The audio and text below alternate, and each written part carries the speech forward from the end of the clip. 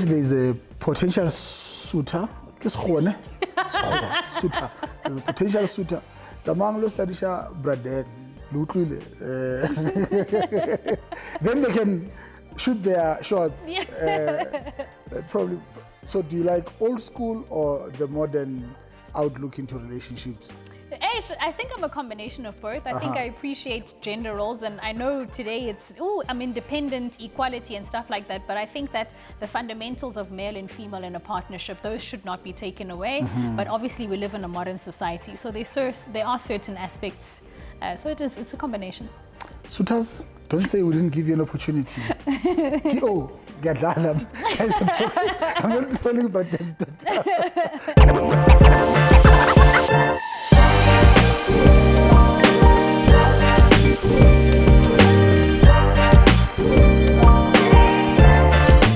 Sanibonani, it's Bongani Luvalo, the founder of Cool Dads Foundation and the editor of A Father a Stranger, Mzansi Memos. Welcome again to another episode of Men 360, a men's lifestyle podcast where we're trying to empower each other as men to ensure that we contribute positively to society, we build healthier families, and also we ensure that we've got good partners, we contribute to the economy of this country, and ensure that our kids inherit a better society than ourselves. And today I'm joined by Sina. I hope I'm pronouncing it correctly. Yes, you are. Sina Moyane. Yes. And of course, the daughter to Braden, the one that we all love. And I know people who don't like being referred to somebody's wife, somebody's child, but I think it's better when people are drawing inspiration from the person rather than just for the sake of making the person to be known in the room, 100%. you know.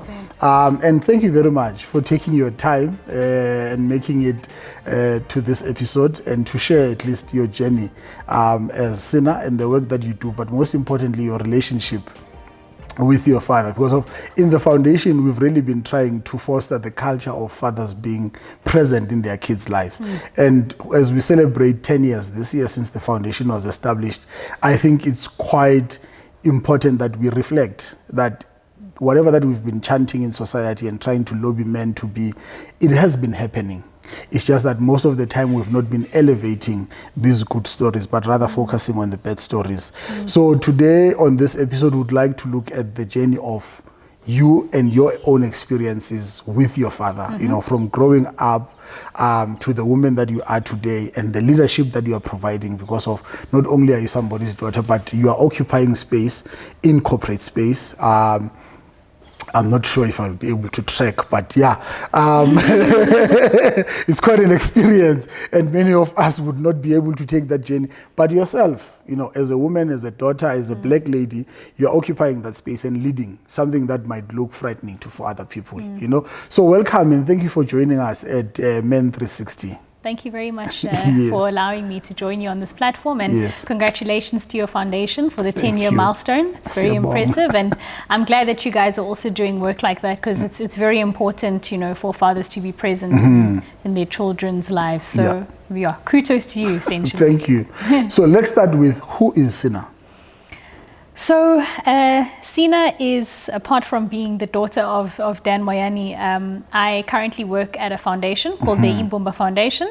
I am the communications manager for all the programs, and I'm also the project manager for Track for Mandela, whereby we climb Mount Kilimanjaro every year to raise funds for our menstrual hygiene protection program called Caring for Girls. We are very proud that we've supported 1.8 million girls now across South Africa and counting since 2012. The foundation has been around for 13 years, and Track for Mandela has also been around since 2012, and we've seen over 300 local and international climbers. It was essentially created to bring about more funds and awareness towards the Caring for Girls program. It's a 6-day journey actually, so it's 4 days up and 2 days down, where we now summit specifically on the 18th of July being Mandela Day, and then the 9th of August being Women's Day. I went to school at the University of Pretoria, is where I did my undergrad, and then I did my honours and my masters at Wits. And I've been with the foundation for 3 years now, but prior to that I actually worked in the asset management industry for just under 5 years. So I made a big career change during COVID, but it felt right and I went with it, and that's pretty much me. But you can't introduce yourself and skip that while you're telling people to summit on the 18th or the 9th of August. You have also done the same. When did you do it? I did it for the first time last year on the 9th of, well, we summited on the 9th of August, yes, and I was part of the women's group. There were about 10 of us. And how was the experience? It's absolutely incredible. I can't even explain it. You just have to be on the mountain. You have to go. No. We can't go there. Share it for somebody like me. I will never get there. I would not go to the Drakensberg and try and hike. I love nature, but that's an extreme sport. I can't. But I think you can give me a picture of that experience. So basically, your training starts about 6 to 8 months prior. So you join the Track for Mandela program, and you've got a personal training program that you have to do if you're someone who isn't active, if you're not someone who goes to the gym, etc., just to help you build endurance and, muscle and strength. We have different hiking spots that we go to. Including the Drakensberg, which is actually the group one where we have guys from different provinces or even overseas, who join us for that. And then you go and essentially attempt to climb Mount Kilimanjaro. It's physical and it's also mental. Because at some point on the mountain, your body will give up. Myself, for example, I was good until summit night. We were about 4,720 meters above sea level. Shucks. And then I started to feel nausea. And I was nauseous for 24 hours. But the thing is that, everyone is going because they're supporting the Caring for Girls program, but they also have a personal journey. Oh, yes. And for me, interestingly enough, it was like, it's work. This is my job. I'm running the program. I have to at least experience it once. But after coming back, it was just that reassurance how strong I am mentally. And definitely part of that contribution has been the presence of my father and his influence and his inspiration throughout my journey. Shucks. So it's 6 days. I'm still trying to imagine this. I think I've tried working. Is it Lion's Head in Cape Town or going up to Table Mountain? I've been told about Drakensberg, and I'm like, I can't even lie and say maybe. Probably maybe at 40 I might try it. Okay. But you said probably what? Because I was telling you earlier on that we did a walk, flat surface, 12 days. And I always tell people that it starts from the physical capacity. So first 4 days, 3 to 4 days, I think that's where your body tells you that we're doing this or we're not doing this, And after those days, you then cross into the mental space where you're mentally challenged, For me, I had a breaking point. I think we were arriving in Ladysmith. It just became something else. All the emotions were rushing through. I think for you, after you have gone through the physical transition, when you were now tapping into a mental space, what was going on? What were your thoughts? How were you pushing yourself forward or backwards? What became your neutralizer or your balancer in that? So I think for me, it was two things. So the first one was I was going to be the first one in my family to actually climb Kilimanjaro. So I was like, let me be the first. We don't know who's coming next.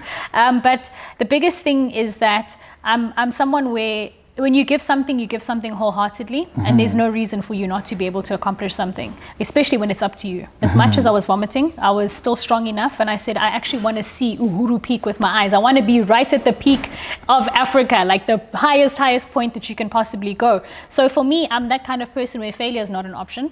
And I'll always push myself. I always have, irrespective of how hard or how tough the journey may be. I will always push myself to achieve something, especially when you're so close, especially when you can see it. And sometimes you can't even see it. And one lesson that our expedition leader, Spusiso Vilani, who is actually the first black African to do Mount Everest in 2003, he went back in 2005. He's done Kilimanjaro 33 times now. So he's like a mountaineer adventurer guy. And he's been our expedition leader for the past 10 years, going into 11 years now. And one thing that he always says is that, and you experience it specifically on summit night, because for us, we started climbing on the 8th of August from 11:15 at night. And then we reached summit at 9:45 the following day, the 9th of August. So it was a 10-hour trek. And what happens is that you have a headlamp, and it's just dark around you. And all you can see is your footsteps and the footsteps of the person in front of you. And you can look up and relatively see, but it's not like, you know how it, exactly. And he always says to us that as long as you're taking a forward step, it's a step in the right direction. And that's essentially the same way that I was approaching it, where I'm like, it doesn't matter how tough this journey is going to be, every single step is progress. and I'm not going to stop until I see it with my eyes. And then I started screaming when we got there. I was screaming, people looking at me like, this girl has been vomiting. How come she's got energy? But I think it was just that relief. And that's when I say that for me, I went on that journey so that it was just a reminder to myself that for me personally, everything that I've been through, everything that I've experienced, I am as mentally strong as I think I am. Wow. Proud of you. Thank you. I wish I could have the same courage.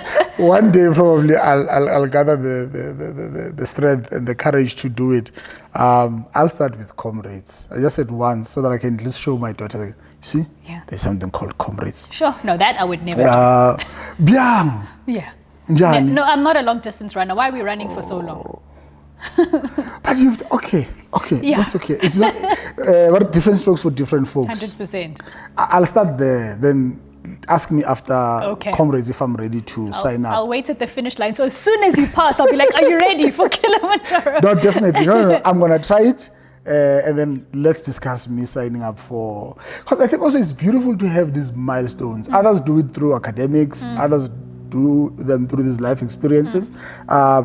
And I think people like yourself, we've got to say kudos, we find courage, in such, because most of the times people would say it's a white thing, that's why we also speak about Prasbu being the first black, because those we've been used to mountains, in Omcha and 100%. But let's come back, Sina. Let's talk about your childhood. How was you growing up? Home. Let's talk about home first. In what kind of an environment, family, what family means to you, and probably will then navigate towards your relationship with your dad. Okay. Yeah.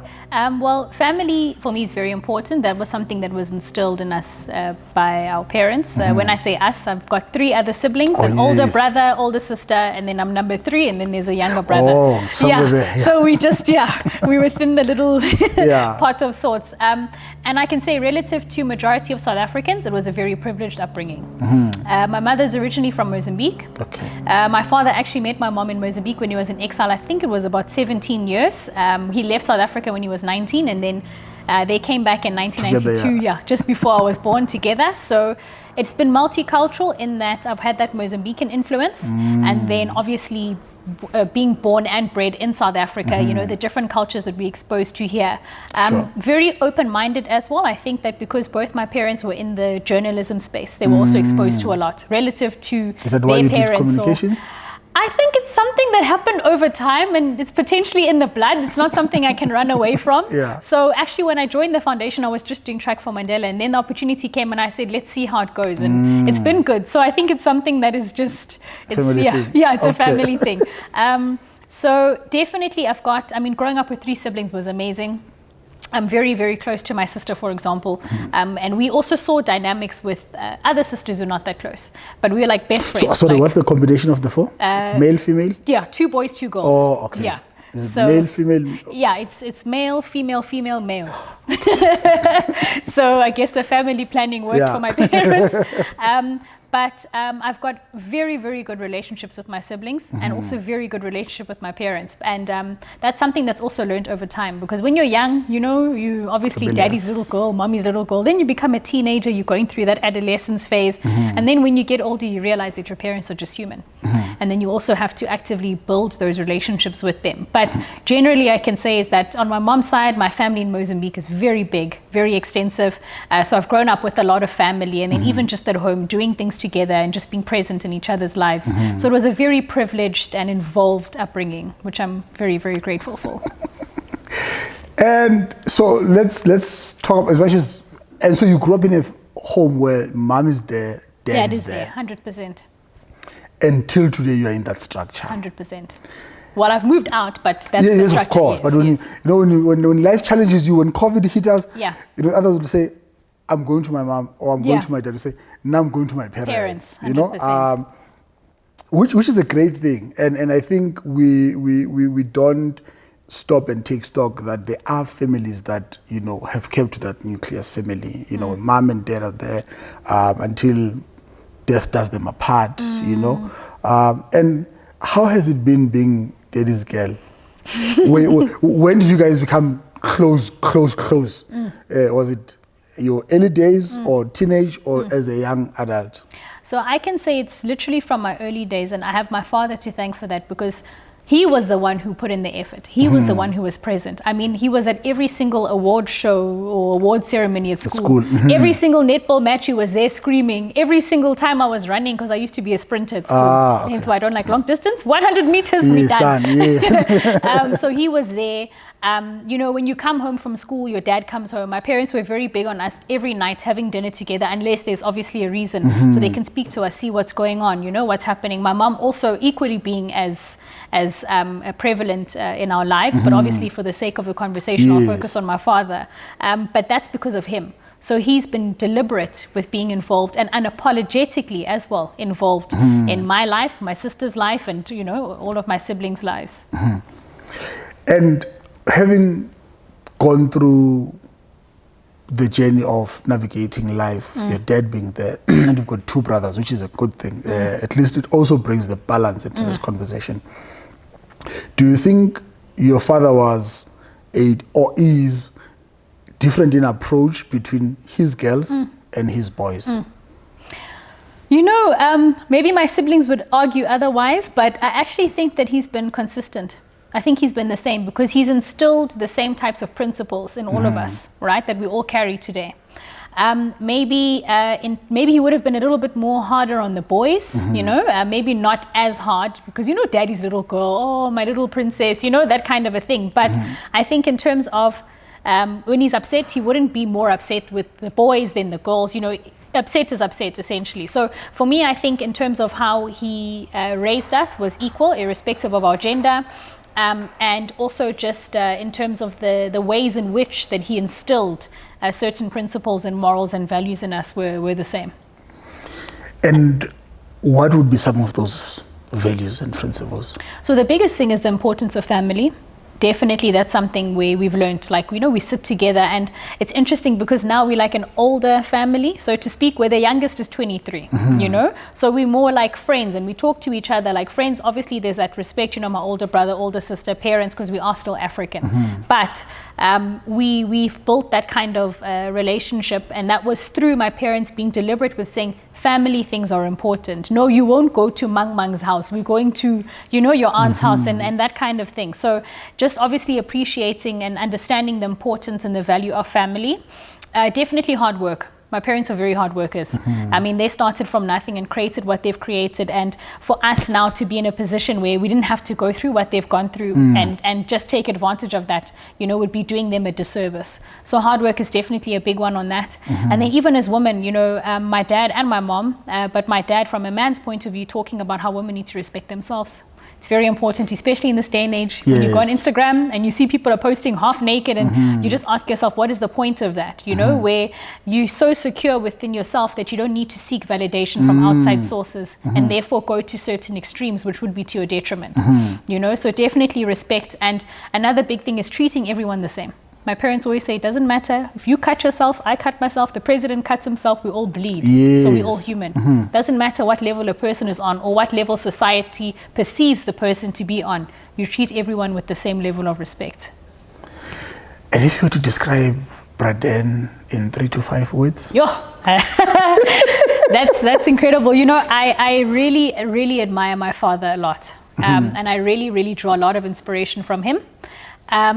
So the first thing I can say about him is that he is very kind, right? I think having gone through his journey and everything that he went through, and just whenever people interact with him, they're like, your dad is like, he's such a father, you know what I mean? Like, so, and I think part of that is his kindness when it comes to like compassion and understanding people's situations and putting himself in other people's shoes.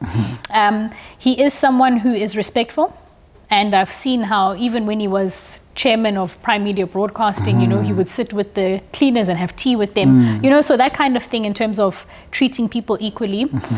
He is definitely someone who is driven, because I don't think he'd be in the position that he is today if it wasn't for everything that, you know, he had been through, and him essentially saying, I don't care what the hurdles are, I'm still going to get to my goal and achieve what I need to achieve. Definitely family oriented. I also just think he's fun. I actually think my dad is quite fun and quite funny. So, he listens to Amapiano. He's the one who taught me about Calvin Momo. I didn't know about Calvin Momo. He's like, you don't know Calvin Momo, So I think he's someone who's also just fun and intentional with also just living each day like it's your last day. Because I'm sure he's had moments where it could have actually been his last day. Childhood. What would be your fondest memory of you and your dad in your childhood? I can't actually limit it to one specific memory, right? But what I can say is that overall, whenever I've looked up or whenever I've needed my father, he was there. And that's it. And how has that shaped your personality and your character and your look to life? So I think if I'm ever blessed with a family in future, that's definitely something that I'll look for, especially in a partner, right? Where they say that women tend to marry like their fathers and boys like their mothers. So there are certain characteristics that I will look for, and that presence, I think, just knowing that you can call your father and he'll answer your call. If there's something going on, he'll be there. When you need him to protect you, he'll protect you. And when you need a shoulder to cry on, he'll give you his shoulder to cry on. But when you need someone who can tell you, hey, just get yourself together, life, you will move on with or without you, he's also that person. So in terms of how it shaped me, it's definitely given me that strength to persevere and continue, knowing that I've got that support, right? It's also given me that level of self-respect for myself as a woman, especially in today's day and age. And it's also shaped my character in terms of just being strong and he shared so many stories from his life and his childhood, and I'm like, guys, there's no reason for me not to be the best student when he was studying by candlelight.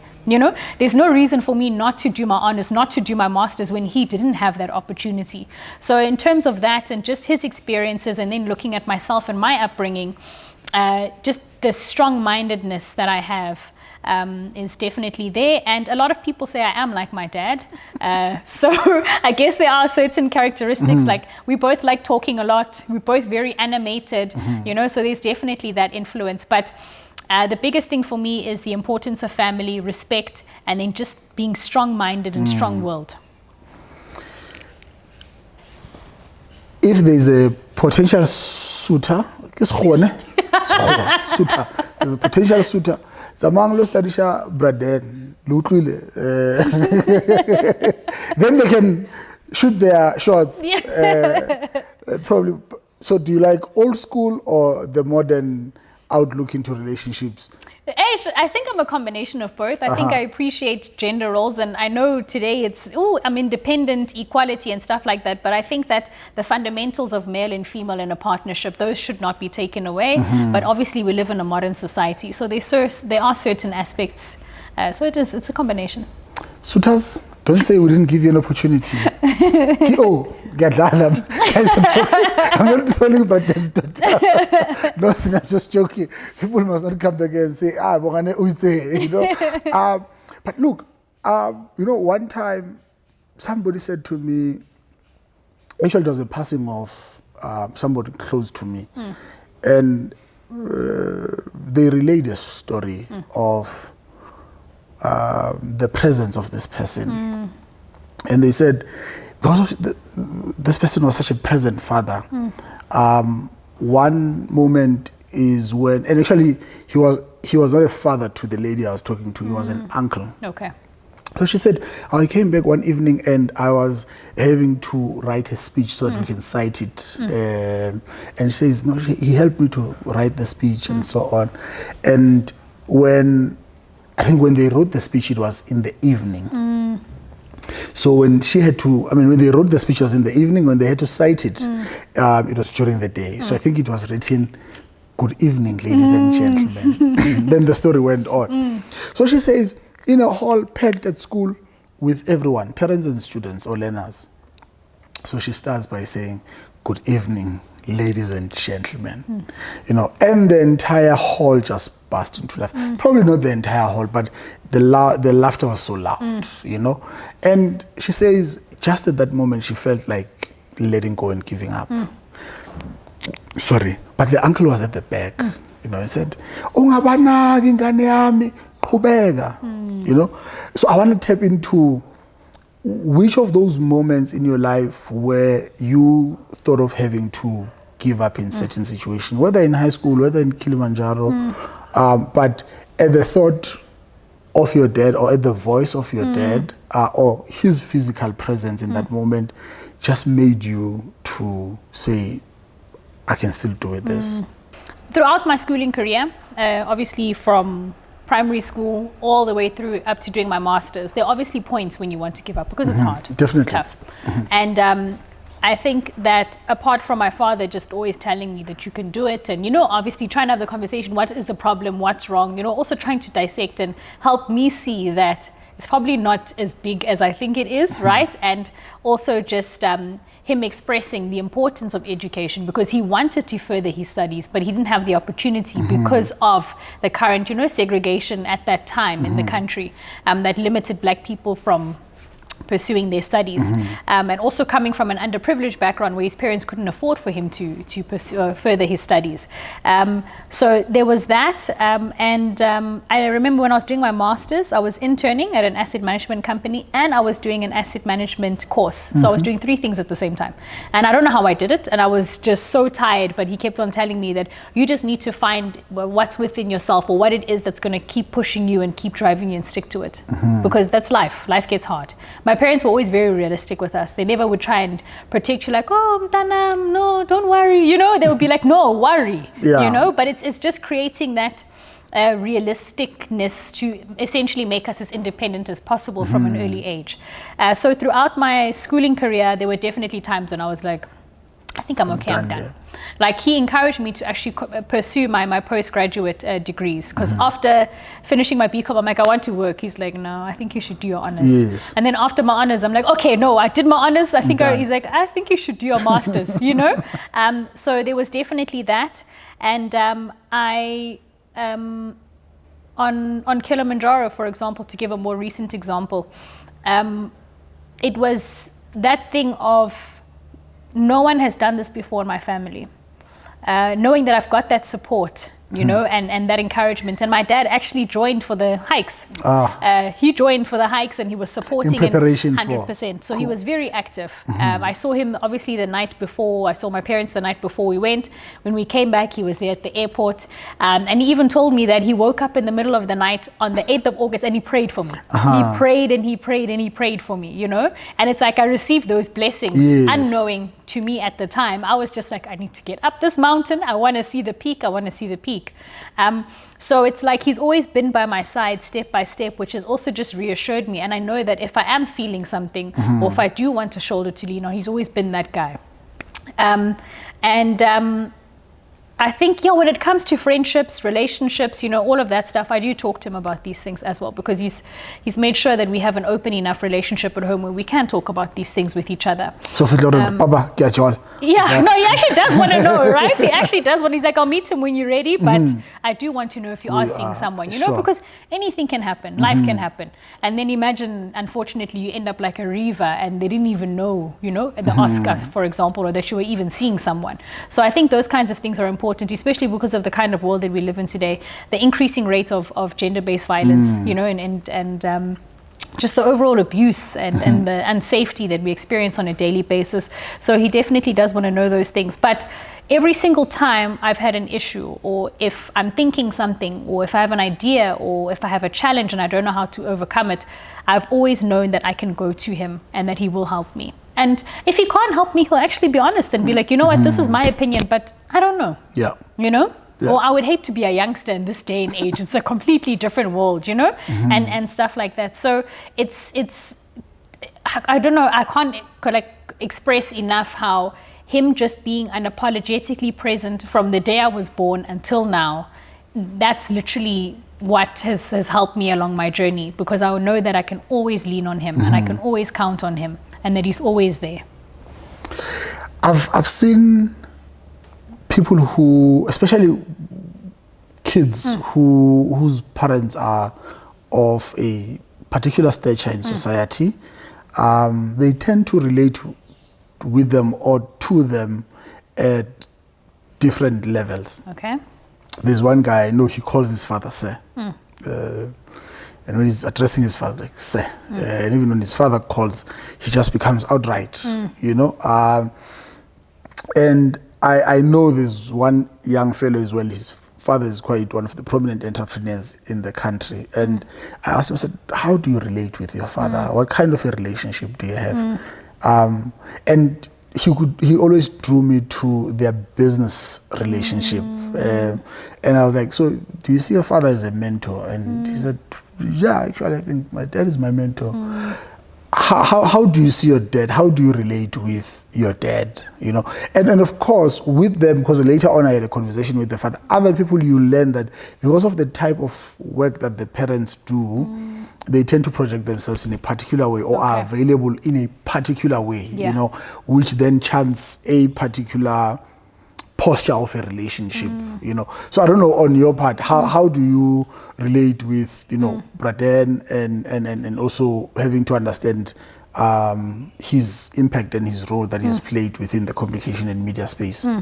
So that question for me is twofold. The first thing is, my dad was very good and still is good with, he sees what he does as a job. And you go to work, and when you're at work, you're this person, and when you're at home, you're a father, you're a husband. And that's something, and I mean, it's still weird for me when some people are like, oh my gosh, I can't believe that's your dad. Oh my gosh, I want to meet your dad. I'm like, why? Like, he's just my dad, you know what I mean? So I think that because he's been so good at separating the two, he never let one consume the other, right? And for him, it's like he always says, it's a job. It's something that he loves doing, but it's his job. So through that's also definitely helped shape the relationship that we have with him, because when he gets home, he's dad. Even if we go visit him in studio, he's dad. You know, even if you go visit him at work, it's dad. You know what I mean? So he's always created that. He hasn't had that boundary where the fatherhood in him can't overlap into his work, right? For his kids. So there's definitely that. And the second thing is that as much as it's parents' responsibility to be present in their kids' lives, it's equally as important for kids to be present in their parents' lives. Because if my dad will come and sit me down and say, how was your day at school? You know, what happened? Tell me what happened. I should also be like, how was your day at work? What happened? You know, because so often we tend to put the pressure on our parents, right? But we also have to, at some point, I can understand when you're younger because you're still figuring things out and cognitively not 100% developed. But it gets to a point in your life where you're like, I also need to put in effort, right? Because we're both human at the end of the day. Yes, his responsibility is my father, but my responsibility is I'm his daughter. So as much as he shows interest and gives me time, I need to do the exact same thing. And I think that is something where has essentially led and created the kind of relationship that we do have, where it's like we are friends, you know? Obviously respecting, he's my dad and I'm the daughter, but even him, he would allow, if you didn't like something, he would allow you to express yourself. It wasn't that kind of household where it's like, it's my way or the highway, I'm the parent, you know? So he would allow you to obviously express yourself and stuff. So it is, I think, at least in my personal experience, I can say at least 80% of where we are today is because of his view and him wanting to have this kind of relationship with his kids. And then at least that other than 20%, I could say, building off his 80%, that I also as a daughter have a responsibility to be a daughter and to be present in his life. How that same relationship, good relationships that you have built in your workspace, and that cohort of ambitious people who want to climb Kilimanjaro. You guys are more ambitious than us. Friendships, you know, I'll get to the relationship part later on. But how has his influence on your character and personality allowed you to build the type of relationships that you have? And how do you think you are towards your colleagues, your friends, you know, and any other relationship outside of a loving relationship or platonic relationship? So I think it's purely just based on mutual respect and honesty. I've built the kinds of friendships that I have, and I don't actually have a lot of friends. There was a time when you're at school, you've got like 20 friends as a group of you, you're always together, but over time you actually realize that it lacks substance. So my friendships that I currently have are based on substance. I also believe that you could know someone for 5 minutes and someone for 5 years, and you feel more connected to that person for 5 minutes than you do for 5 years. So it's also, I don't believe in it being time relative, but I believe in it being based on mutual respect, honesty between the two of us, and just that overall energy that we essentially feed from each other, right? And I think for me, I mean, I have had friends who haven't had parents who have been that present and stuff like that, but naturally I've gravitated towards people from a similar background to me in that they understand and appreciate that importance of family. But at the same time, I've had some very good friends where my family ends up becoming like their family. And then from that journey, they learn that this is the kind of family I want in future. I want to be that kind of parent, So the people that I tend to gravitate towards are people who have similar morals and values, and sometimes over time people change, people grow apart, and that's part of life. But if the relationship isn't based on substance and some form of commonality, both at work and at a friendship level, I mean, then I don't see the point in having that kind of relationship. But at work, however, obviously we're mandated to work, that's what we're there for. But because we spend a lot of time at work, you do want to build good relationships with people. You do want to build respectful relationships with each other. So there is that. And some do develop into friendship and others don't. And it's always just remembering that at work, you're there for work, it's not personal. And if it becomes personal, then there's obviously a problem and you'll have to deal with that accordingly. But it's certain commonalities and substance for me. Because you can be friends with someone and it's pretty much... just someone, Dad and mom, how has it been watching them as a couple? So it's inspiring in the sense where you do want to be in a long-term until death do us part type of marriage. It's also scary because of the world that we live in today. You ask yourself, oh my gosh, can I actually be with someone for 39 plus years? How long have they been married? I think it's going to be 39 years this year, if I'm not mistaken, in December. Watching them was very interesting. The one thing that I do appreciate about my parents is the deep issues, obviously, they would keep between the two of them. But they would never not say, guys, marriage is not easy. You have to find someone who you want to make it work with. You have to find someone who, even on the worst day, and you completely don't want anything to do with that person, you still love that person, So I do appreciate that they did show us parts of their marriage, that obviously is for us to learn, but there are obviously certain parts which even in any marriage is between two people, no one else should see that stuff, So watching them has been inspiring, but also scary, because I'm like, in this day and age, will you actually find someone where you can be like that? Everyone wants to be this Instagram perfect couple, and there's all of these pressures from society. So you wonder if, and also there was a different time for them, my mom, I don't know, how old was she? Was she 21 or 23 when she got married? I'm 31 and I haven't been married, for example. It's a different time. And even the whole institution of marriage and sacrifice.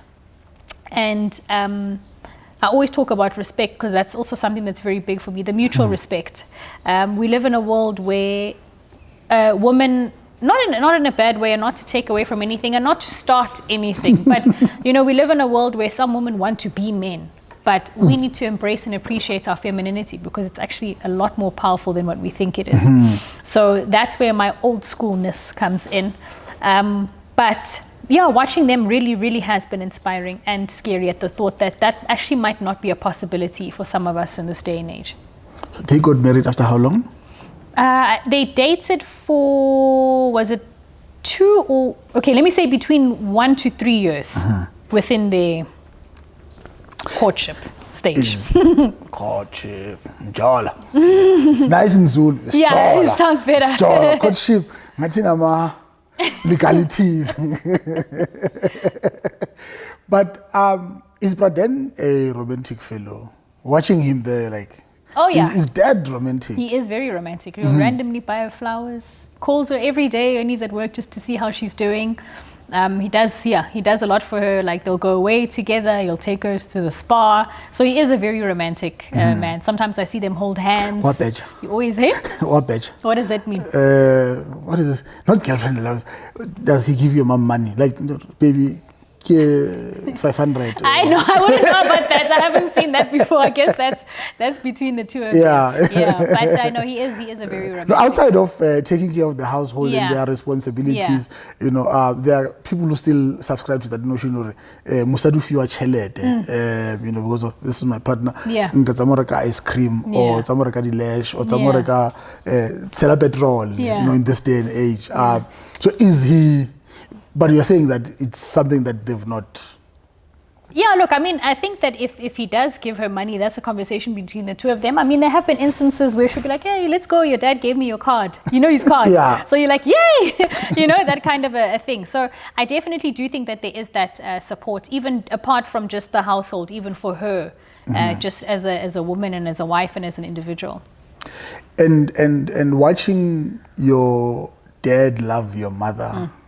What are some of the elements that you hold and as you walk in the journey of looking forward to being married one day and its elements that you wish to find in the person that you are going to marry? The biggest thing for me is the true notion of partnership. It takes two to tango. We always say it takes two to tango. So watching them and watching the way my dad treats my mom, it's that thing of partnership. I respect your decisions. I respect your viewpoint. I respect you, and what we're doing here, it's not about me. It's not a one-sided thing. It's about the both of us. And it's that partnership and sticking through it, even when days are dark. That's the biggest thing for me. And watching your dad loving your mom, and their relationship, you said probably 39 years this year. That's it's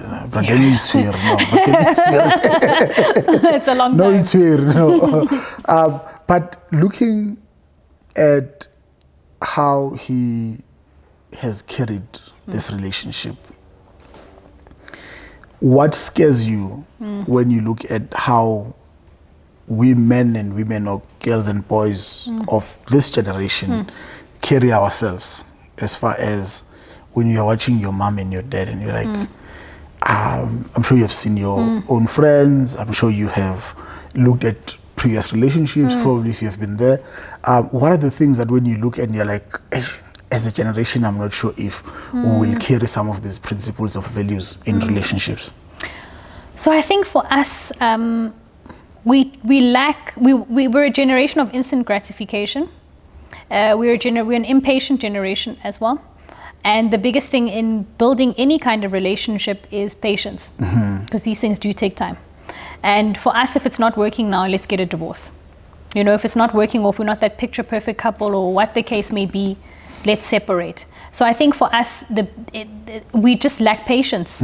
You won't actually take time to get to know someone.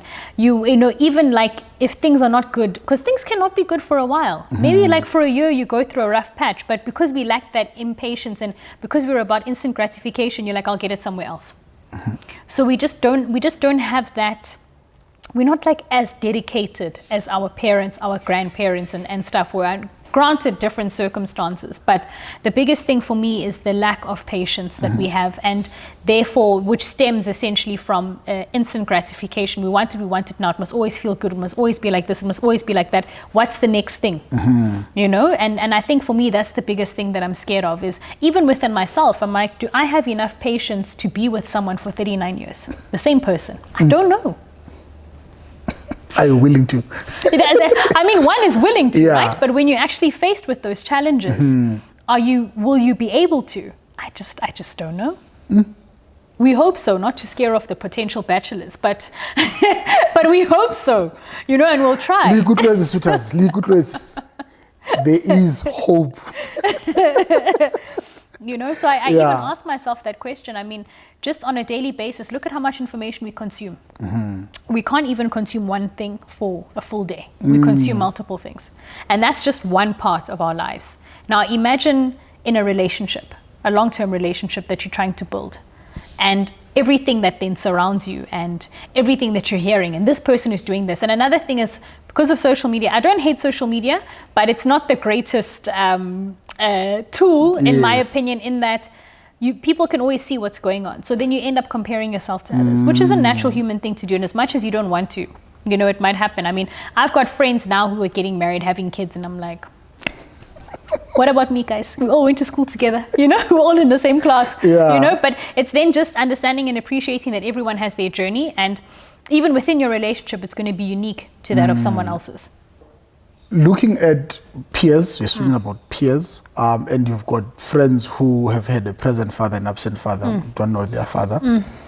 When you look at yourself and look at them, both those who've got present father and absent father, how do you think the absence and the presence of a father has shaped these characters of, you know, women, young women that you are, you know, with your friends? Is there much of a difference, and that stems from the presence and the absence of a father? So in my personal experience, I'm going to highlight that it is personal because it might be a bit controversial, but when I look at my friends who had present fathers and absent fathers, my present friends and I, we're very much the same, and we respect tradition. My friends where the father was absent, they're a lot more modern, and they don't, you know, there are certain things for them that they just don't see. When I look at my friends who've had a present father, even their path, like they were dating someone, then they got married, and then they had kids. And I know it might be old school, but it's worked for them. It's worked for our, you know, our parents and our foreparents and so forth, and it's worked for them. And then when I look at my friends who had absent fathers, because they've been raised by a single mother, ideally they would want to have a man that is fully present, right? But unfortunately, in some instances, they do end up being single mothers as well.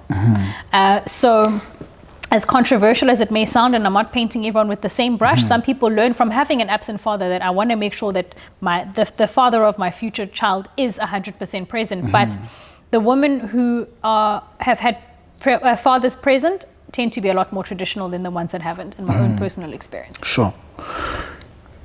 Just trying to conclude, I usually gauge by the drink that how far I am. So my drink has not gone too far. But I know, I'm sure when it's Braden's birthday, I'm sure you've got words of gratitude that you share with him through cards or speaking at the dinner or the lunch. But right now, what would you love to say to him for being the father that he has been to you? Sure. Sorry for putting you in the spot, but I think I know, because of the experience that you have with him as a father and being a communicator, you'll be able to write a 2-page script quickly. And just quickly get through that. I think for me, the biggest thing that I would say is just thank you for being unapologetically present in my life. First stop. We have heard it for ourselves. And I think this has been a beautiful conversation. And thank you for sharing your journey and your own experiences with your dad or your father. Because people use these words interchangeably and others mean two different things. But I think there are more fathers who have been intentional, who have been walking the path that Braden has walked, and actually including his generation. Because of it, somehow we tend to distort and say that generation had some type of a disconnect, you know. And I think it's times like these where we've got to take a moment and pat them on the back and say, thank you.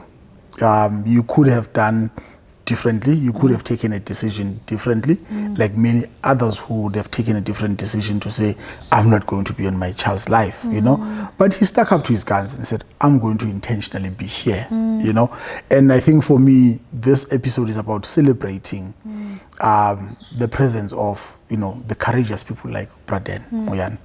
And taking it back to the book, A Father, a Stranger, at which level do I interact with my dad or my father? How do I see him as being someone who's been present or being a stranger in my life? And how has that affected me? Because of today, some of us are bleeding, some of us are standing from a point of an empty cup, others are standing from a point of a full cup, and we still have to now converge and join each other in this pursuit of life, you know. But we are coming from, you know, two different ends, and what kind of a future then do we build from that? But I think from this conversation, once more, you've borrowed us the eyes of a girl who has grown up with her own dad, you know, and I sit here and looking at my own life. I've got a beautiful girl who questions the world out of me, but who loves me, and I think love in its purity, you know, not being decorated with whether material things or conditions of what you can and cannot do, you know. And I think it's the most beautiful thing, a daughter and a father's love. And I really appreciate this moment, and thank you very much for sharing it with us. And please give our gratitude to Ndate Dan as well. Tell him we appreciate him and we love him. And of course, those are the shoulders that we stand on. And may God keep him, and so that he can play with his great-grandchildren. Yeah. Well, thank you very much for having me on your show, and also thank you for being a present father. We know it's not common, but it should be celebrated more, and I'm glad that I got to sit here and actually share my story and say that I'm someone who had a present father, and I could not be more than grateful, because I would not be the woman that I am today if it wasn't for that. So please do just keep being that superhero to your daughter, because we really do look at our fathers like superheroes. And obviously understanding that you are human, and mistakes will be made along the way, like any parent would. But just being there, and your daughter knowing that you are there no matter what, is the greatest gift that you could give any child. Thank you very much, and God bless you. Thank you. God bless you too. Ladies and gentlemen, thank you very much for joining us for another episode of Men 360. And of course, today we're talking about being your father's daughter. And today, Cena shared beautiful moments of her growing up and the impact that her father has made in her life. Thank you for spending your data. Please invite friends and family to join us. Please press subscribe, like or dislike, but I hope you're all going to like this episode, and I think we're all going to be inspired to try and do better. Gents, I think we have a responsibility. When I still can't understand today, at which point does a man come to a conclusion of saying, I'm not going to be part of my child's life? Probably one day I'll still find the explanation, and it will be an explanation that holds water, at least to me. But today, we would like to thank you for tuning in, and we hope to see you next week, Tuesday. Thank you very much.